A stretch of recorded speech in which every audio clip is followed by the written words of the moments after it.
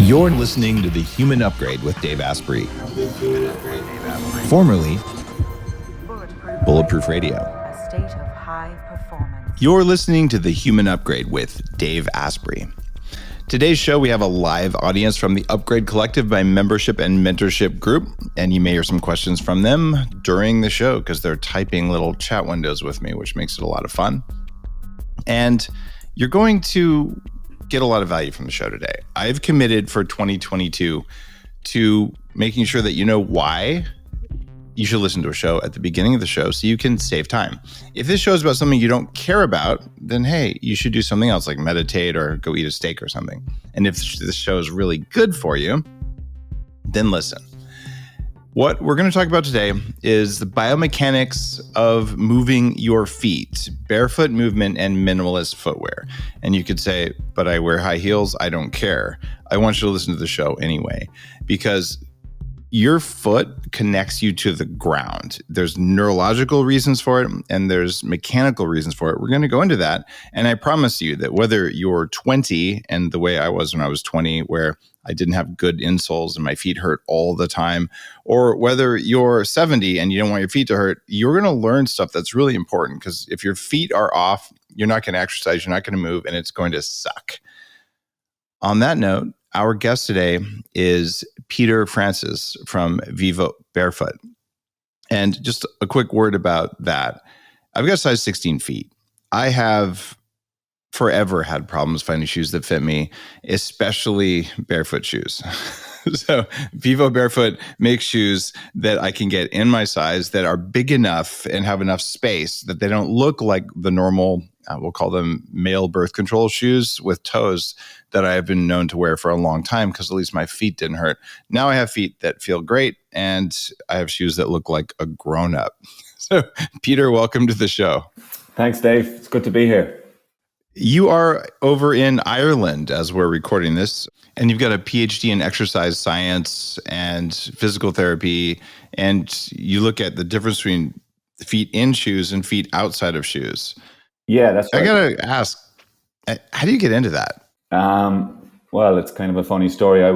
After my first degree, I was in the Middle East teaching English in a primary school, and I was a really keen runner. And previously I'd had an injury called Plantar Fasciitis, which if anybody doesn't know it, it's a painful heel condition that's really bad when you step out of bed in the morning. And I'd had that injury. I'd had loads of treatment, spent lots of money on it, and it went away. But when I was in the Middle East, I didn't have access to the same treatment. So I read a magazine article that talked about barefoot, and I thought, oh, well, what the heck, I have nothing to lose. So I found the only grass park in the country. To keep it that way, they put 1 million liters of water a day on it. But I said, okay, here it goes. I ran for 10 minutes and I came back 2 days later and I did it again. And my plantar fasciitis was gone. And so what I'd previously taken a lot of treatment, a lot of resources, was now gone in 2 barefoot runs. So when I came back to Ireland to do my PhD, I said to my professor, hey, this amazing thing happened to me in the Middle East. We need to do some work on this. And he sort of rolled his eyes a little bit, as professors do, but but he humored me, because he allowed me have one of his undergrad research students to do a project on it. And that was the first ever barefoot study we did, where we took the arm off a treadmill. We videoed runners with and without their shoes, and we found they ran a bit differently. So a lot of my best research questions, etc., have just come from tripping over experiences and been curious, you know. You wrote a book called Running from Injury, Why Runners Get Injured, How to Stop It. Mm-hmm.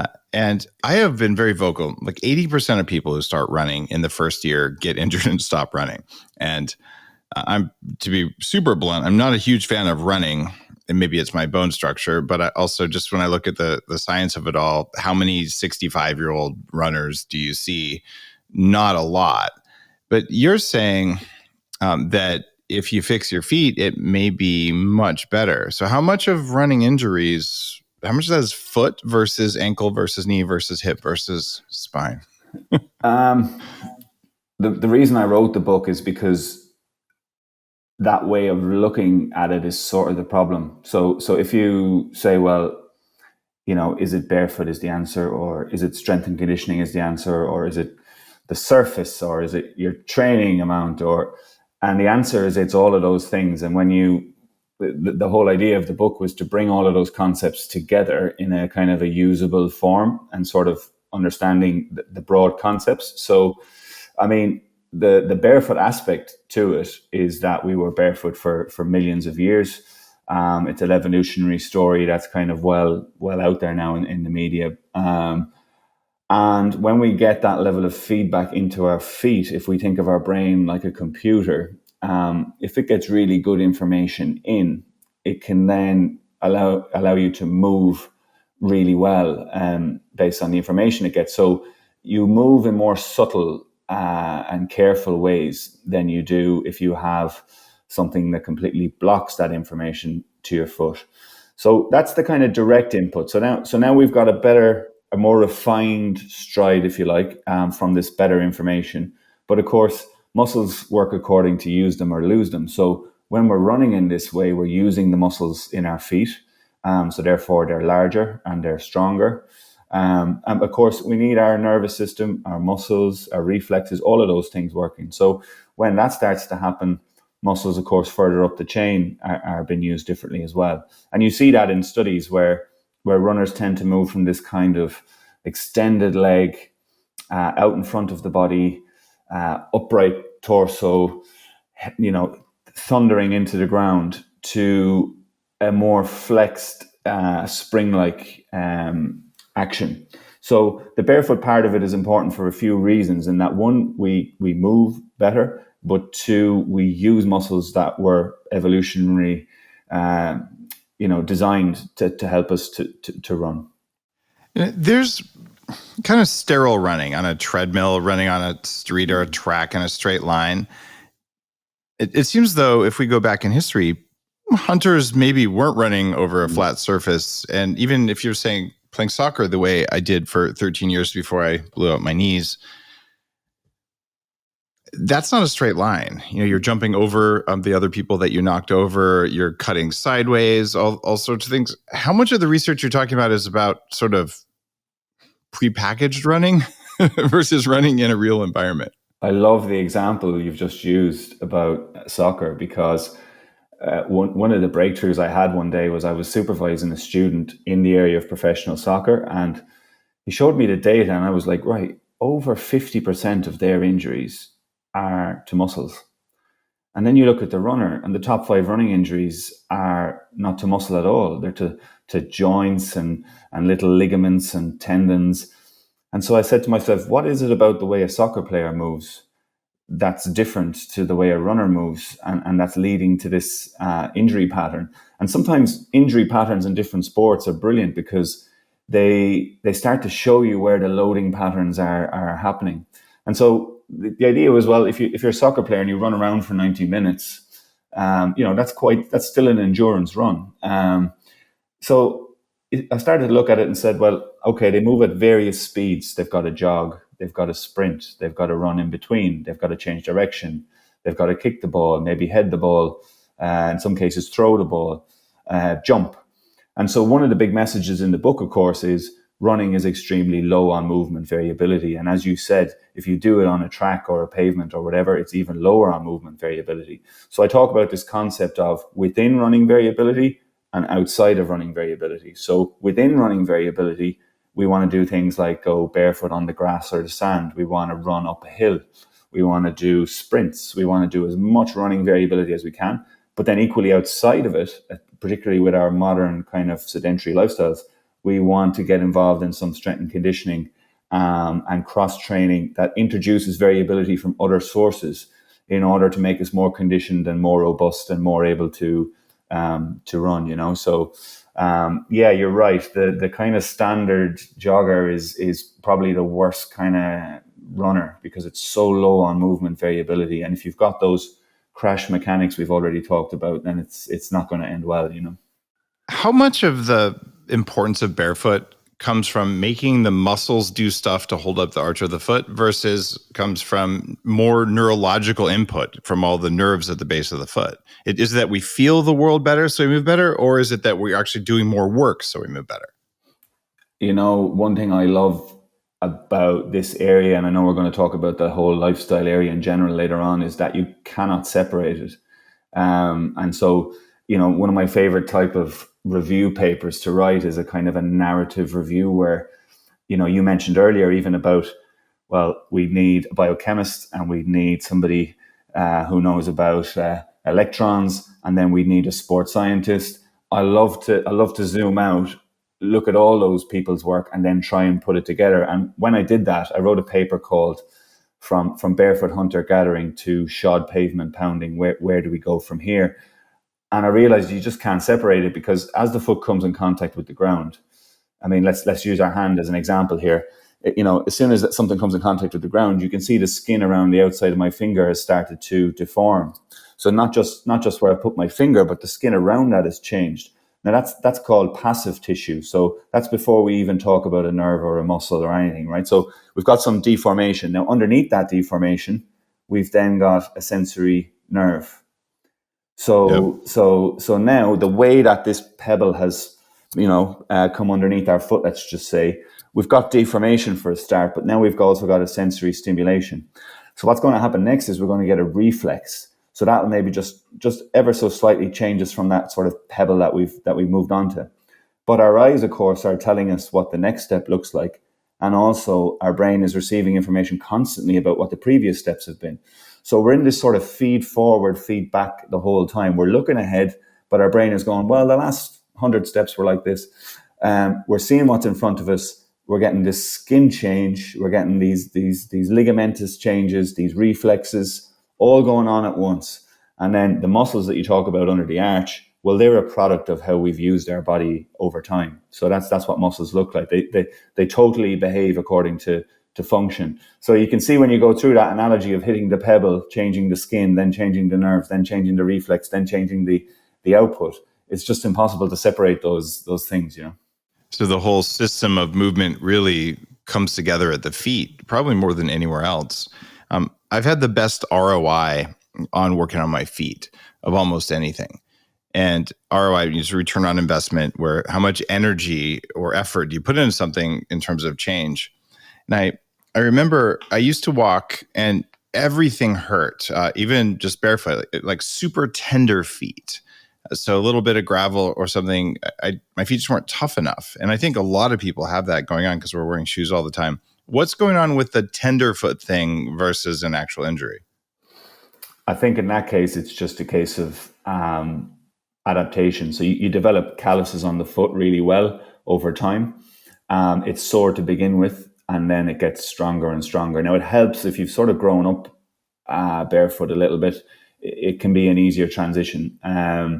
So what's really interesting, though, is the skin on the sole of the foot. It requires a lot more abrading to become damaged, we'll say, compared to the skin on your thigh, which I found really interesting because, again, it's probably a design thing where it made sense for the skin to be able to adapt underfoot in a way that it can't at your thigh.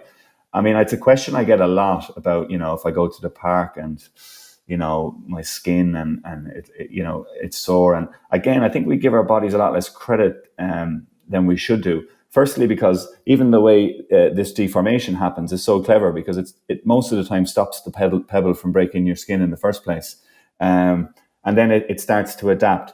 Now, just like muscles and training, let your skin adapt over time. Don't do a half an hour, straight away when you've never, walked barefoot before would be the sensible thing, and build that tolerance to skin soreness up over time, the same way you'd build a muscle up over time in an exercise session, Back when I worked with Bulletproof, I had made and launched a sleep induction mat, which had special spiky things on it, like acupressure spikes. And my feet would just get tender. I tried the barefoot thing a lot, but it just hurt. So what I started doing was resting my feet on it, then standing on that. And it looks like it wasn't as much about toughening the skin as it was about remapping the nerves and the sensitivity of the brain.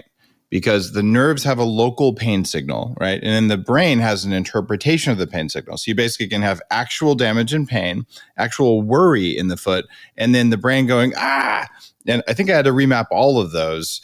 just by doing that. And then all of a sudden, I could walk on the rocks that weren't very good, but I don't go hiking barefoot. I think you have to have hooves to do that or something. I put on thin-soled shoes so I can feel the rocks, and I really like that.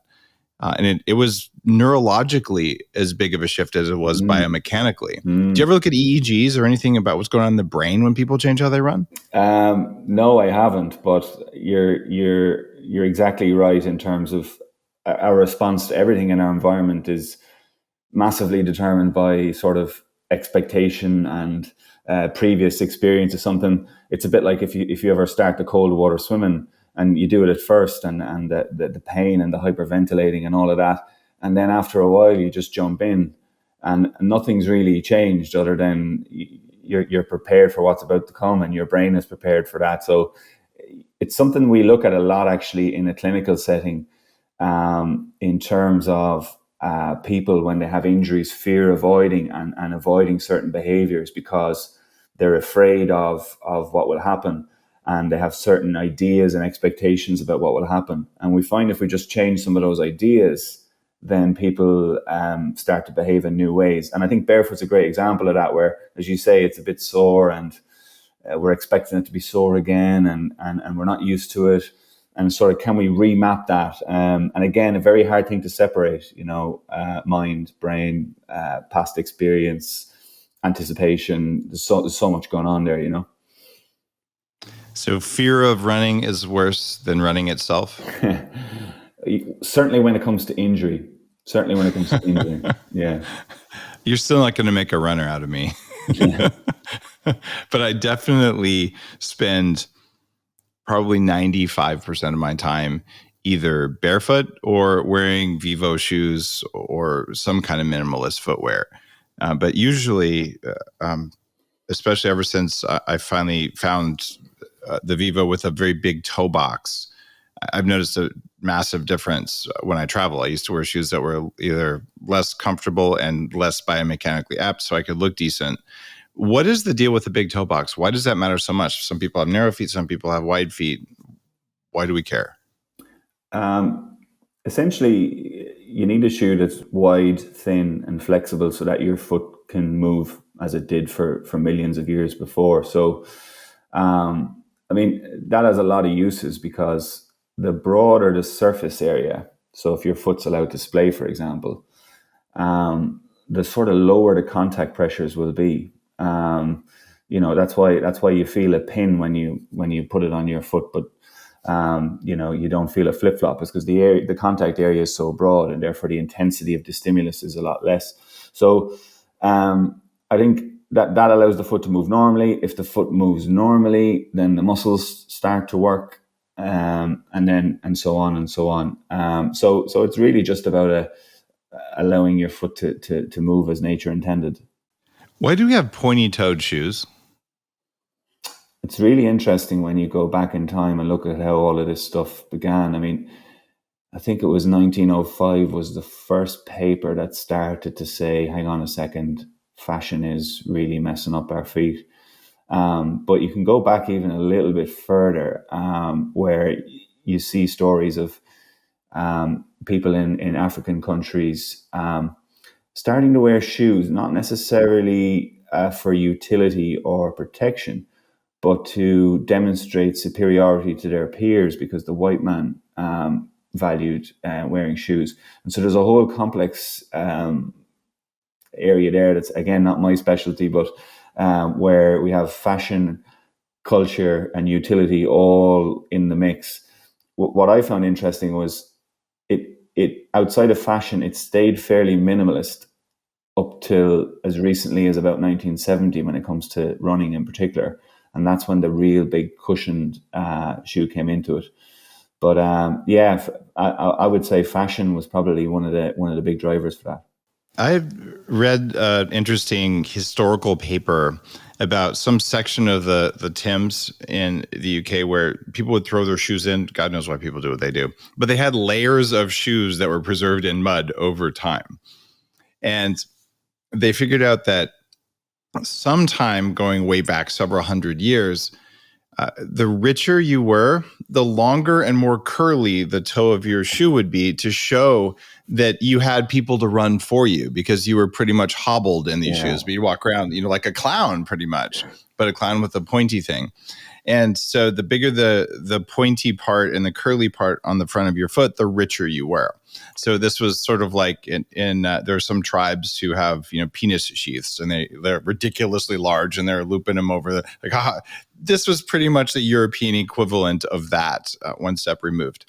So and that sort of made its way into fashion, and it's still there today, which I think is part of it. And what about heels? So that's the pointy front. Why do we keep putting 1 or 2 inch heels on there? I had custom made cowboy boots made because I thought they might fit me better, but they have to have a heel, and heels seem to screw up your back and your hips. Why heels? It's a good question. I know from a running perspective, it was to take the strain off the Achilles tendon. That was the design for that. Okay.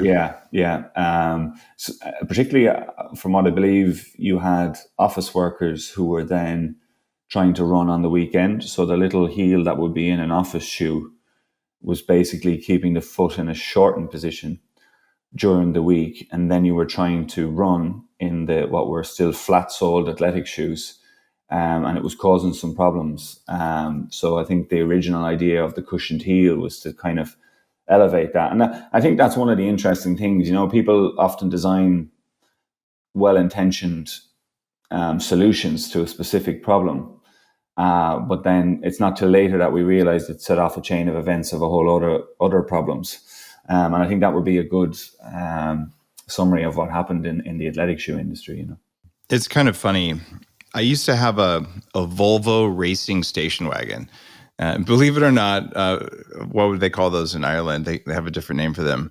The big boxy things that don't have a rear boot. Anyway, I kind of liked it because it looked like a soccer mom's car, but it was a full-on like M-Series BMW level performance. And the thing was awesome because you wouldn't get tickets in it. But the seats were designed to make sure you wouldn't get whiplash. So they were curved. So you'd sit like this all the time. And it was giving me spinal problems, especially as a tall guy, because they were trying to prevent an injury that caused a chronic injury. And I ended up having to sell the car. And I bought an Audi TT Quattro. So my head just stuck out the top of it above the windshield and everything was fine. It was like driving a roller skate. But at least I was sitting up straight. So what I think is happening with shoes is sort of the same thing. They're trying to prevent an Achilles injury from running, so they're putting the heels in running shoes as opposed to cowboy boots, where I guess it's for the stirrup, and just reminded me that that's so your foot doesn't slide through and then you die because you're dragged by a horse. But you were trying to prevent one injury, but what injury do we cause by having chronically elevated heels in our shoes?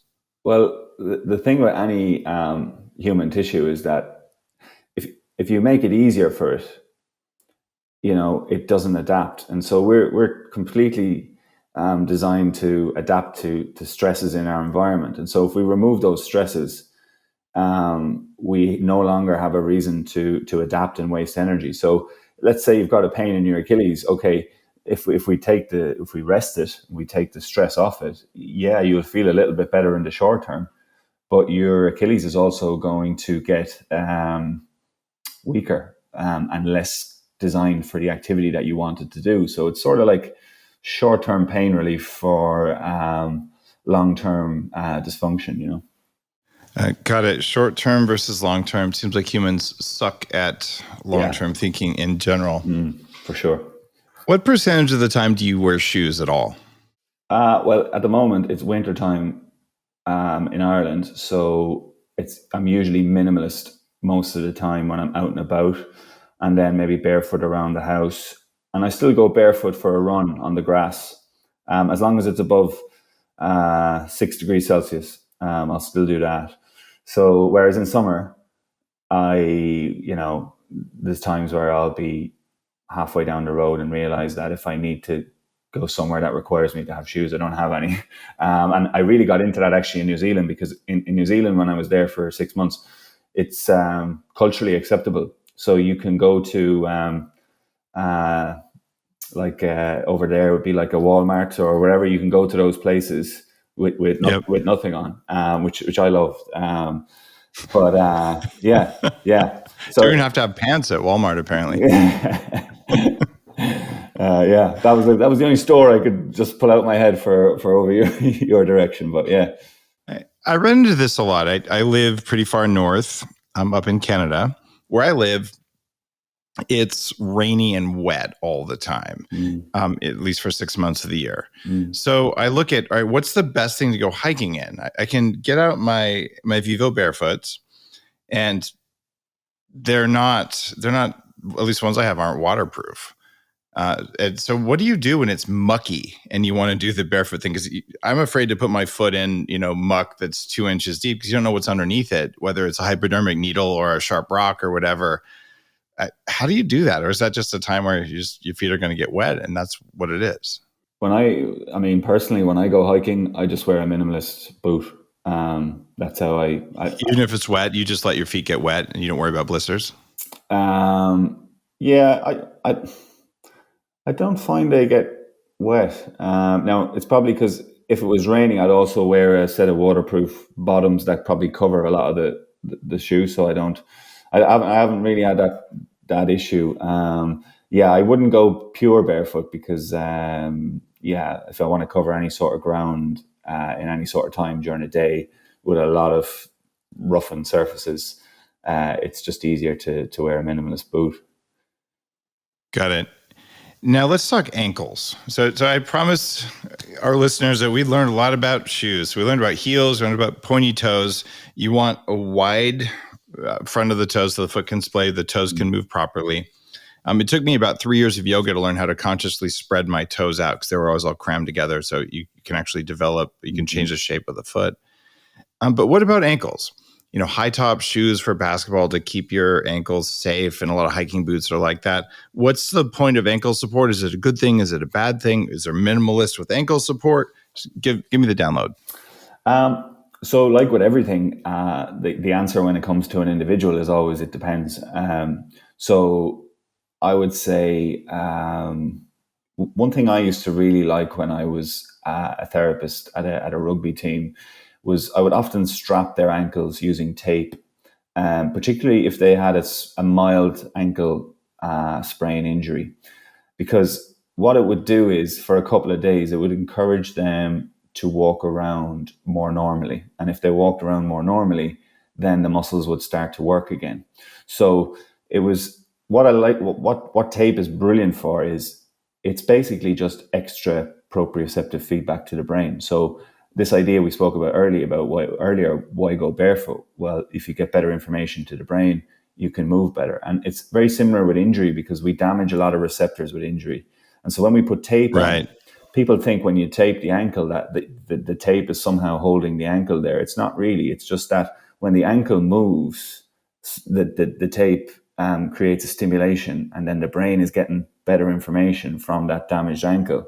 And so then it's starting to use the muscles around it much better. So I like it in that sort of context. And again, would I use something like that has a high ankle in someone where I felt it would relieve a tissue problem in the short term?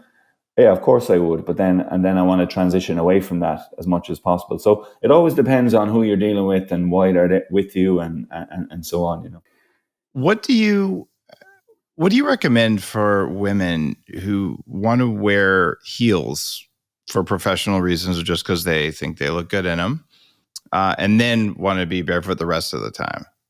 It depends on what their goals are in general. So if I have a runner, it's not going to be a great idea to try and transition yourself from positions where you've kept your tendon in a shortened position to then wanting it to, barefoot run or something like that.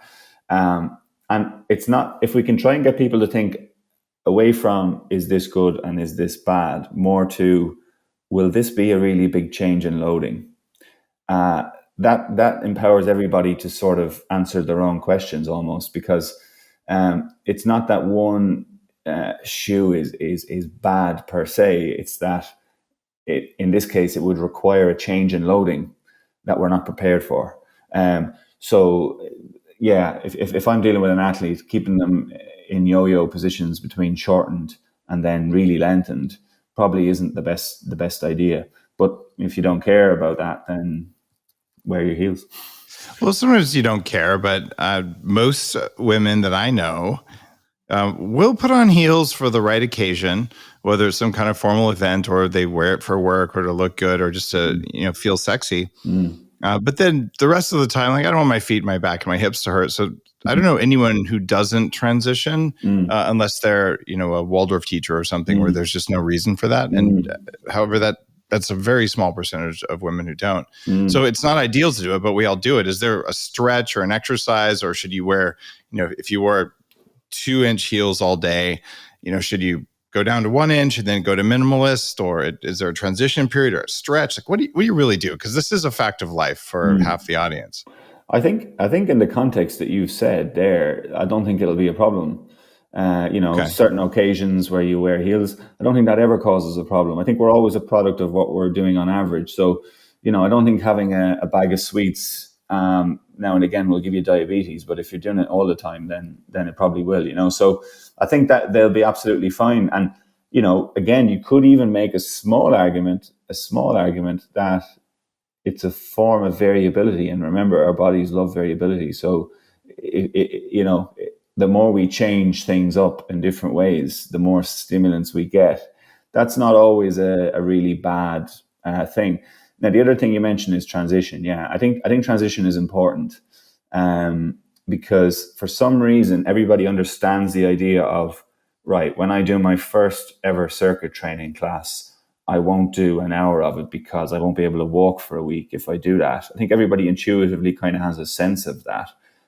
But they forget about that when it comes to experimenting with barefoot or minimalist activities, and they go straight for it and then wonder why they've got an injury. So I do think you've got to take your time. If I'm working with a runner, for example, who wants to transition, then I'm looking at every second day, maybe for 10 to 15 minutes on a soft surface, maybe as part of their warm-up or their cool down or something like that, and then gradually building that up. If I'm dealing with an everyday person, I think and they want to get more into it, I'm like, maybe, continue to walk to work in your normal shoes, but maybe when you're hanging around the office, wear your minimalist shoes, and let's try get your minutes up. There you go. Over time. Does that make sense? Or if it's a short walk to work in your minimalist shoes, and then go back to the other one. So it's all just building minutes. Whether you want to train, run, go to the gym, it's all just building minutes slowly, no matter what you're doing, How do you measure foot strength? Like I actually don't know, where's the strain gauge go? Is it on your big toe, your little toe? I don't even understand what foot strength is, much less, okay, great, it must be good for you. But why do I want it, and how do I know I have it? And that's, it's a great question, because we sometimes when we're doing research, we've got to kind of get creative when we don't have the specific piece of technology or kit that we want to measure things. I mean, big pieces of kit that maybe measure thigh strength have been around for years and they're quite accessible, but it's a little bit more complicated when it comes to our feet. We tend to measure big toe strength using some form of a dynamometer or a strain gauge that's usually mounted on some sort of stable, either a wall or a frame that's been specifically designed for it. And I suppose we're most interested in the big toe because some of the important muscles, in relation to the big toe are there. And the big toe sort of was one of the key evolutionary transitions to allow us to walk and run. And then another thing we do as scientists is, if we can measure one part, we can kind of use it sometimes as a surrogate measure for other parts. So in other words, if a person is really high in big toe strength, there's a good chance that they're high in all foot strength. So there's kind of ways and means that we can kind of work on it. So you put like a strain gauge on the big toe and you're like, flex your toe, and then people do that. Yeah, they do. But what you've got to be careful to remove what we call confounding variables. So you've got a lot of room for error if they're, for example, using their ankle or using their knee to push down, or, so you've got to try and set the participant and the apparatus up in such a way that it's literally coming from the big toe. But that's the joys of the reality of doing science in that area. Yeah. I feel like of all the parts of the body where I've done functional movement and I've had people come in and assess me, and I'm very fortunate. I get to work with people all over the planet, and I can do whatever I want there, and I'm willing to do that. Around the scapula and shoulder is really rough. There's all sorts of weird little knots and compensating patterns and things. But the part I was unaware of until just the last maybe 3-4 years was the foot. And you can have people who are just foot functional movement people who just study all of the different bones and nerves in them. And it feels like when I get something working in my foot that I didn't know was even turned off, that it ripples throughout the system a lot more than fixing a shoulder or a back or whatever would do. Is that your experience as well? Certainly, it was my experience from a lower limb perspective. But what you're saying makes sense in that, even if we think of the big long ligament that runs down the back of your neck, that sort of is designed to keep our heads steady. If we are out running and trying to hunt, that we can actually run and keep a steady gaze. So the whole chain is going to be affected. As soon as you put on a pair of shoes, or change a pair of shoes or go barefoot, you change something at the bottom, you change it the whole way up to the top. So I wouldn't be surprised if there were experiences like that in the upper body. I mean, for example, when you do breath work, start using your diaphragm a lot more, it's quite interesting how movement around the thoracic spine and the shoulder can change as well, because now those ribs are no longer kind of clamped down from sustained postures. So yeah, we're so interconnected that I would imagine that is the case. Let's talk about kids. There are actually studies of this. What do shoes do to kids, to their gait, to their knees, their feet? Just kind of walk me through the perspective on that. I think, the solution to this, as with most things, realistically will lie with children, in terms of if you watch a toddler scream when its parents is trying to put its shoes on, they understand their evolutionary legacy quite well. They know that this is weird, and they don't want it, so it's kind of funny how many things adults give kids that they don't need. But so yeah, as a kid is developing, the bones are largely ossified by the age of 10, and the foot is largely kind of finished by the age of 15, if I was to use crude and broad kind of numbers to capture the population. So in those developmental stages, of course, we want as much stress and feedback into the feet as we possibly can get, so that bones and Achilles tendons and things like that develop well. There's one nice study from Japan that looks at two schools, one where the kids were predominantly barefoot and the other where they were not. And there's big differences in their sprint biomechanics, their jump height, and there's another functional movement I can't remember. But my first direct experience with it was when I was in New Zealand. I looked out the window one day of the office, and there was a boys' athletics event on. And I realized in the 100 meters that half of the guys had no shoes on. And what surprised me was I was already barefoot running for quite a few years at this point. But what surprised me was that they were doing it on a hard tartan surface. So I went back to work for a while. And then by the time it got to the 3,000 meters, there was still a third of the boys going around with no shoes on. So I went down and spoke to the teacher, and they were like, oh, this is the Kiwi way, and so on.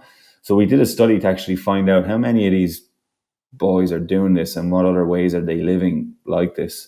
And about 50% of them would be what we call habitually barefoot. In other words, they're more barefoot than they're not. And what we saw was that half of the kids in the 100 and the 200 meters had no shoes, and it went all the way down. I think it was, by the time it reached 3,000 meters, it was closer to 20%. But yeah, so I thought that was really interesting in terms of a direct experience of kids who just didn't want to have the shoes on, even when they were competing on a hard surface. I want to bring Karen D on. Karen D, can I bring you on to talk about what you've seen in the mouth? All right. Chris is going to plug you in. This is one of our guests who has a really cool observation. Go for it. Hi, so my name is Karen D. I'm a speech therapist and also a myofunctional therapist. And I have a lot of people who come in for different issues that they're experiencing, usually related to TMJ discomfort, or basically their bite is off and the dentist has said, hey, it's your tongue. You need to go see a myofunctional therapist. They come and see me and they walk in the door. And a big part of our assessment is actually posture, seeing how they are resting, how they're sitting, how they're breathing. And I'll see feet doing all kinds of crazy things. And usually I can tell that they have tethering in the back of the mouth based on their ankles, like where their feet are. And that's outside of my scope. So I'm very happy to then say, hey, I actually need you to go see a PT. And then they'll go and I'll be like, I follow up a few weeks later because I'm like, what happened to my patient? They never came back, and they didn't need to. After they went and worked with the PT, they were able to functionally change what was going on. Usually there's also pelvic floor dysfunction, and it's impacting the whole system of their airway, and their tongue is now able to rest appropriately, and they can now live their life pain-free, and their TMJ issues go away. And I didn't touch them. It's pretty cool. It's fascinating. And I think it's probably, as you said, like the number of interactions there are probably representative of a lifestyle issue in general, the way we're living in modern environments and the associated behaviors, stress, sustained posture, footwear, food, all of those things kind of either have us in a sympathetic fight or flight kind of state. And conversely, some of the other more beneficial activities we engage in can get us closer to that parasympathetic state. And that's basically going to mean we're either in inflammatory ways of being or anti-inflammatory ways of being. And I think that's, all of those interactions are a product of probably a number of factors in how we're living now. And most chronic diseases are, all of an inflammatory kind of pathway, so it's amazing to be able to tie threads and links through various bits and pieces, and different diseases. Say something else that I'll see is often, so we have different orthotics or appliances that you can put in the mouth, and sometimes people cannot tolerate them. Like they have different oral aversions or sensitivity issues. I'll see tics, oral tics, things like that. And first, what I'll have them do is take their shoes off, walk barefoot. And usually what I'll see is if they're walking on something, I have them walk on different surfaces. And they don't know why I'm doing this, but I'll see, like, what are they responding to? Some people don't notice at all what they're walking on. Other people are hypersensitive. Like this feels spongy, or the carpet, I don't like it. Like they have an opinion of some sort. And those are going to be the ones that have a little bit more of like a tic. And I'll send them off. Again, I'm like, I need you to actually be working with a PT, or sometimes it's an OT, because we have to get their core strong enough that they can then be walking a little bit more on their feet. And then again, usually a few weeks later, we can put those appliances in their mouth and they're fine. So it's the feet that are driving it. Wow. It's mind blowing, isn't it? If you had to guess, is that neurological? There's less inflammation in the nerves, maybe in the feet, and so when you get neurological inflammation, it tends to propagate along the nerves, so you could get more TMJ. Or is this more some alignment thing? So the jaw alignment changes because proprioception, the sense of where the body is in space, it changes. I know this is a guess. You don't have a study because no one's probably ever studied this, but I would guess, again, as I said earlier, that it's very difficult to separate all that, So when you run barefoot and you increase or walk, you increase that information to the brain, and then you start to move more as your body's designed to. Does that then help to lower inflammation because you're not using it in ways that you weren't doing before? So is it direct in terms of you change the movement pattern and then you change what's at the jaw, or does changing the movement pattern set off a chain of events more in line with your natural physiology? Who knows? We certainly don't know on this, but it's really interesting. So if you have problems with TMJ and problems with your feet, by the way, both of these are problems I had. I used to be super duck-footed, have flat feet. And I had a lot of TMJ problems. And I've covered with Dr. Jennings some of the stuff that James Nestor has more recently popularized around expanding your upper arch. I did that many years ago. It really changed everything. And my feet do hurt less as a result. But I think also fixing my gait and my feet probably affected my nervous system, my spinal alignment. So it is a system. And when you get someone like Peter here, who's a foot guy, right? You're also an exercise guy, but a foot guy, you're going to focus on the feet, but you might not have sensors attached to, the forehead, because how would you ever even know to look for a correlation there? But as biohackers, the body is a system. And we're saying, what can we do for the least amount of work to push the system towards being a more effective, more coherent system? And it looks to me like the feet are one of those areas that have very high leverage for having a well-functioning system. And it could even have strange things like the amount of substance P, which is the primordial pain receiver or pain molecule. There's substance P receptors on cells, and almost everything alive has them. It's everything animal. I don't think plants have substance P. But anyway, if you're getting more of that in your feet, what's the effect systemically? We just haven't measured all of it. But the people who look at feet like TCM or the stuff that you're doing, like, wow, overall wellness and resilience increases because I was barefoot. Would you bet on that final statement? Overall wellness and resilience goes up when people have functioning feet? You see, the trouble is, as a scientist, I'm in the mess of the 1,000,001 factors that all interact to produce an outcome. And so my job is to try and partition it as much as possible. And when I, again, like when I wrote the book, there's 10 chapters on the problems. And my idea is that if you understand the 10 problems really well, then you wouldn't even need to read the second half of the book, because they're just the reverse of the problems. But to give a story on that, I ran for 40 weeks. So I was injured on and off for nearly 12 years before I became consistent. And I ran for 40 weeks within that injury 10 years. And it was when I discovered barefoot. So barefoot was a game changer. Okay, I did the most miles and the most consistency I did when I changed to barefoot. Now, but what brought the thing together to make me, perform well in running was, well, I understood that I can't change my training load too quickly.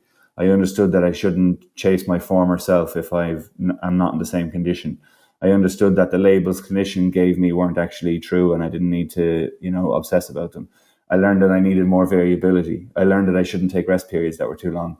I learned that, pain and function are not necessarily that closely linked. I learned that I need headspace, that if I want to run, that I can't be a busy lunatic running around trying to do a million jobs.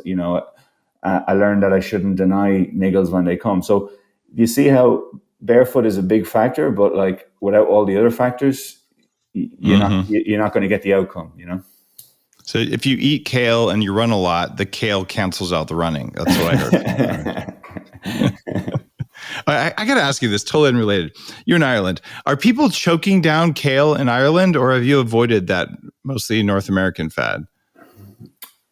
I think in Ireland we're seeing a thing that we're seeing in a lot of westernized countries, which is a trend towards wellness. And, we spoke about fashion earlier and how, essentially underneath the bonnet we're chimps who want to get along and get ahead and so on. So we're susceptible to that. So I do think that there is a growing awareness of modern environments and a growing trend towards trying to perhaps live and behave within these modern environments in a ways that align more with our hunter-gatherer history. So you say kale, but it could be spinach, and it could be avocado, and it could be, it's pop. That kind of way of thinking and doing things is popular. Yeah. Got it. So I would just say if you're in Ireland and eat your traditional foods, cabbage is 10 times better for you than kale. Kale is a total con. You do not need kale to be healthy. And by the way, I'm just saying that because, well, kale's evil. Also, we're talking about kids, and kids don't like kale because kids don't like shoes either. Kids know it's good for them. And I found a study on kids and shoes. And a lot of people have been asking me this, what do I do for my kids and all? And this was a study from 2011, meta-analysis. And they found that kids wearing big padded shoes walk faster, they take longer steps, reduce foot motion, and the things that went down when you put these shoes, like the non-Vivo barefoot style functional movement, but just the random padded athletic shoe kind of thing. So the cadence went down, single support time, ankle, max dorsiflexion, ankle at foot lift, and arch length and foot torsion. A bunch of stuff went down as well. And that was for walking. And then there was things about tibial acceleration, shockwave transmission. It's an overwhelming amount of data, but there's a huge number of shifts from either running or walking in padded shoes versus not padded shoes. And when you look at research like that, I can see how it would be really hard to do research in the space. If you had someone, about a 2-year-old right now, or a 5-year-old, and they said, what do I do? What would your advice be? My godson is 7 months old, and my advice to my brother is to keep him barefoot and minimalist as much as possible. I kept mine barefoot as much as I could when they were really young. It's very hard to find toe shoes that fit kids because they whine a lot. Like, I don't want to get my foot in there on my toe. And you're like, well, okay, well, then go barefoot. It's snowing or something. You can only be so much of a hard ass as a parent. And so mine have both had toe shoes, but they tended to not wear them because either flip-flops or Crocs are just like the street drugs of shoes, right? Which is worse, flip-flops or Crocs? Probably the flip-flops are worse than a well-fitted Croc. Is there such a thing as a well-fitted Croc? Well, I don't know. I don't use them. I'm not trying to pick on the brand Crocs. They're actually convenient shoes if you're going to, wander around somewhere and you don't want to put on shoes and all that. But I don't like seeing my kids go out and play in those, but I don't always have control over it. So you do your best. What percentage of the time can I let my kids wear convenience shoes, the equivalent of fast food, versus just, look, now you're going to go barefoot or put on some minimalist shoes? Like, is it half the time when they're wearing shoes, or are they going to get benefits? Like, where do you think? And there may not be a study, but the good thing about Action Scientists, there isn't a study, but you're going to bet better than I would bet. So where would your bet be that the cutoff is for the amount of time in minimalist versus convenient shoes? Well, the study we did in New Zealand, they had to score a certain number of points to be considered habitually barefoot. So one of the questions we had was, are you barefoot in this activity all the time? Half of the time or more, or less. So if, with those boys being able to run on the track like that, I would say that's a good marker for well-functioning, athletic ability without shoes. And from what I can remember, they were barefoot half of the time or more. Okay, about half the time. Got it. So you want your kids to be wearing those. So here's a question for you then. Let's say you go into a shoe place somewhere and they scan your foot. Would you want to make your shoe bed like with your feet bent back, with your arch? I don't even know how you would do that. Do you want insoles that push up on your arch and kind of support it? That feels like that wouldn't be a barefoot shoe if you did that. So talk to me about arch support. I guess that's where I'm going. I think that the aim of the 3D stuff would be to just go back in time using modern technology. So if you think about maybe 10,000 years ago, where you would use whatever animal hide to make a pair of shoes, you would fit it to that individual's feet. And I think 3D stuff is just going to be a slightly more specialized version of the same thing. So whatever allows your foot to move naturally would be a good shoe. I like that. I think we are going to see more 3D printing. I just worry if we're going to print 3D snowballs to put on each foot, or we're going to print shoes that are functionally more useful that way. Either way, I think the guys at Vivo are likely to figure that one out if anyone does.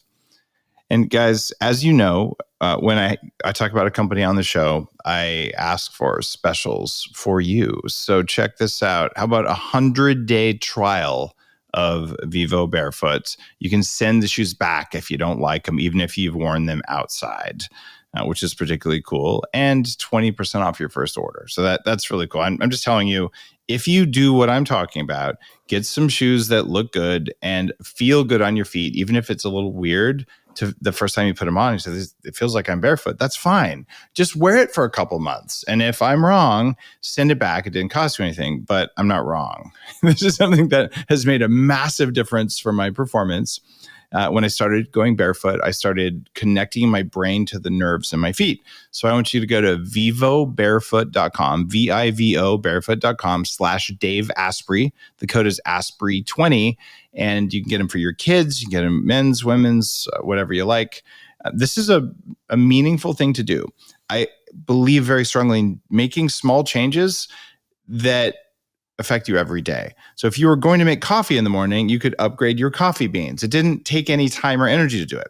You are going to put on shoes in the morning, at least most of us are. And if you do, put on shoes that make your nervous system and your musculoskeletal system work better, because it was the same amount of tying of your shoes no matter what you did. So that's the philosophy behind what I do. That's vivobarefoot.com/Dave Asprey. Use code Asprey20, get 100 days to try it out, 20% off. It's a pretty good deal. And Peter, thanks for coming on and walking me through all the weird foot stuff. No worries, Dave. You're welcome. You're listening to The Human Upgrade with Dave Asprey.